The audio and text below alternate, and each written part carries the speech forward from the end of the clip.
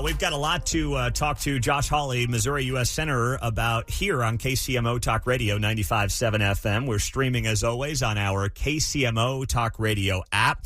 The Senator is going after Major League Baseball after some controversy this week, so we'll get to that here in a couple of minutes. But first thing, Senator, I do want to ask you about this, of course, breaking news yesterday. U.S.-Iran deal is signed, and you know, you've been pretty skeptical of these kinds of international agreements, Senator. So what's your gut check on this one right now? Well, thanks for having me. It's great to be with you. You know, I'm waiting to see the final text. I want to keep an open mind. I applaud the president for bringing this to a conclusion, getting the strait opened. He's got Iran's nuclear program buried under rubble. I mean, I think all of those are good things. And, you know, the details, as you say, of this agreement are starting to come out, and I'm just waiting to see what they are. Right now, when you look at this thing, is your biggest concern that, you know, we've heard and been through these kind of agreements before and that we really can't enforce them, or is there something else that you have a bigger question on right now? Well, I just want to know exactly what the terms are. I know there's been press leaks and different news outlets that said, oh, we've got the agreement, and others say, no, we've got it. I don't think the government's actually published it yet. I know the president signed it last night in France. So I just want to see exactly what's in it before I applaud the president for working very hard to bring this to a conclusion, for getting Iran's nuclear program offline, I hope forever, and really for getting the strait open. I can't emphasize, Pete, enough how much I think that matters, how important it is for Missouri. I mean, getting the strait open will lower gas prices, lower diesel prices, lower fertilizer prices. We need all yesterday that, you know, he's got to look to the American economy, and I think that's the right focus. What would the thing be as you wait to see the details of the deal? What would make it a good deal in your eyes?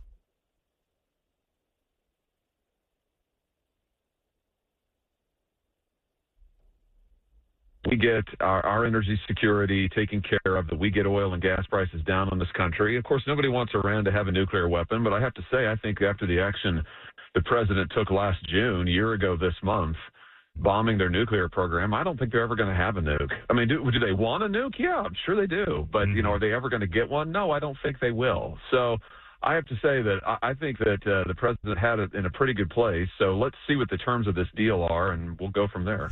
Josh Hawley's on KCMO, Missouri U.S. Senator. Hate to do it on the air, Senator. I'm going to ask you to move 5 feet to the left or the right because it's cutting out a little bit on us. But it's always good to have you on the show. All right, let's get to Major League Baseball and what you put out this week as it relates to Rob Manfred, the commissioner. For people that don't know the story, you had a couple of players with the San Francisco Giants this week put Bible verses on their hats in response to having to wear Pride Month gear in San Francisco. So take us through, first off, what happened and what you want to hear from the commissioner of Major League Baseball.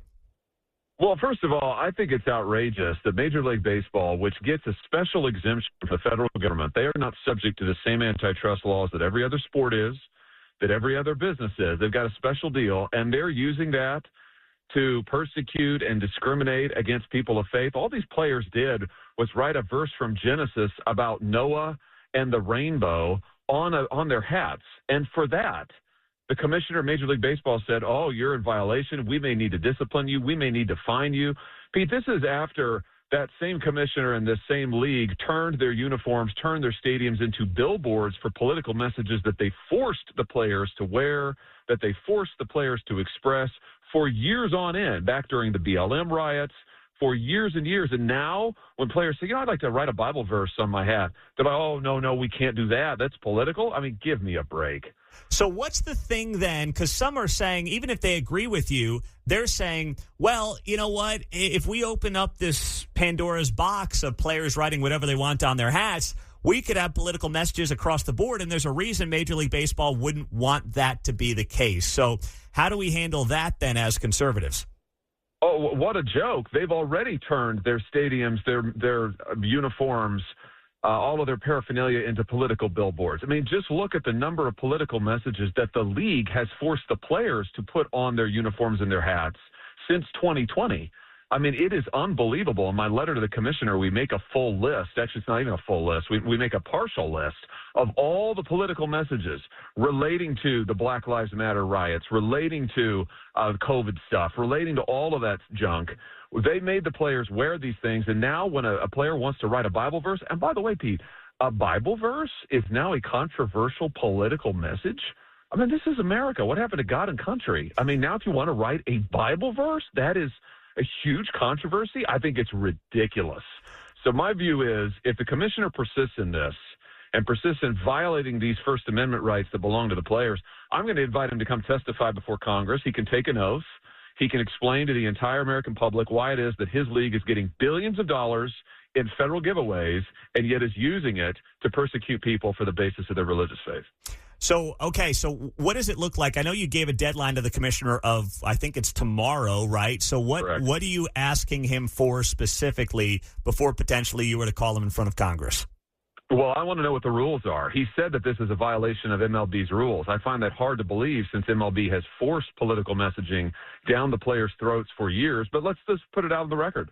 I want to know exactly what the rules are that he thinks they're violating. I want to know what the protocols were from 2020 forward when they were requiring players to wear political messages, write them on their cleats, put them on the backs of their jerseys, put them on their hats.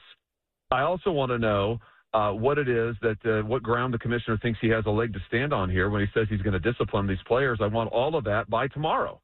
And the truth is, he should never have done this. This is a league that gets incredible handouts from the federal government, and they should have the decency to allow players to exercise their First Amendment rights. I also want to know what's in their labor contracts, Pete, because I highly suspect this is a violation of the players' labor contracts. I mean, to force them to express certain messages but not allow them to express their religious views. The whole thing just stinks, and it's stupid. It is stupid of Major League Baseball, and they need to knock it off. Well, they are going into a labor negotiation, you're right, after this season, so that may be part of the equation here. How much of this then involves, in your estimation, the federal government versus the Players Union, which is very strong in Major League Baseball, standing up for itself during this next round of negotiations? Well, I would certainly hope that the players' unions would stand up and their representatives would stand up for the players now and for their right to basic First Amendment freedom of expression.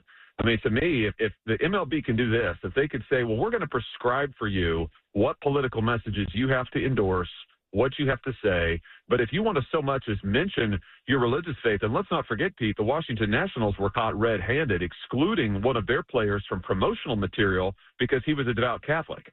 So this suggests to me we've got a systemic problem, as the left loves to say, in Major League Baseball among the management and among the elites, among the suits in the C-suite when it comes to discriminating against conservatives and people who are religious believers, and it needs to stop. Have you heard from, I don't know if it's agents or teams or anyone else involved in the sport since this letter came out, and what has that response been like?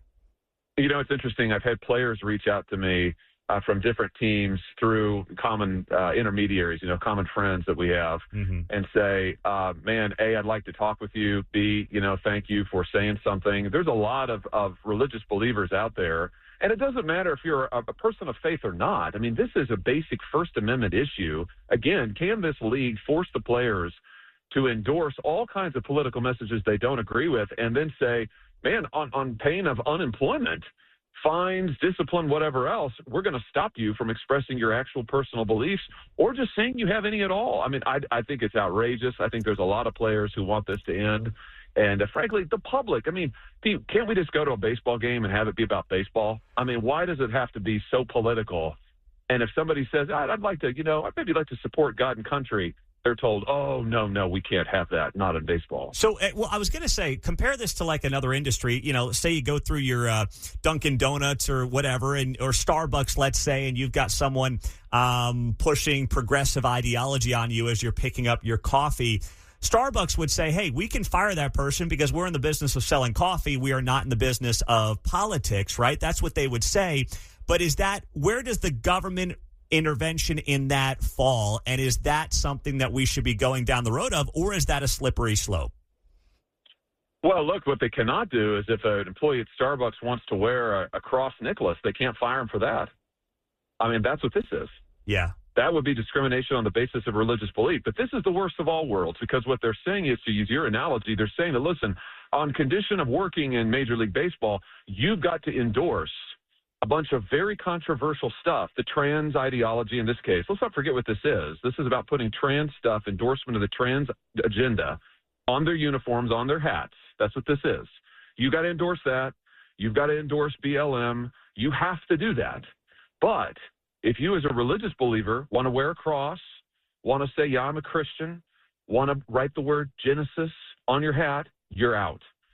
I just think that is a violation coming and going. I suspect it's a violation of their speech rights in the first place to make them endorse all of these left-wing progressive campaigns. And I know it's a violation to say you can't even mention that you're a religious believer. It's the worst of all worlds.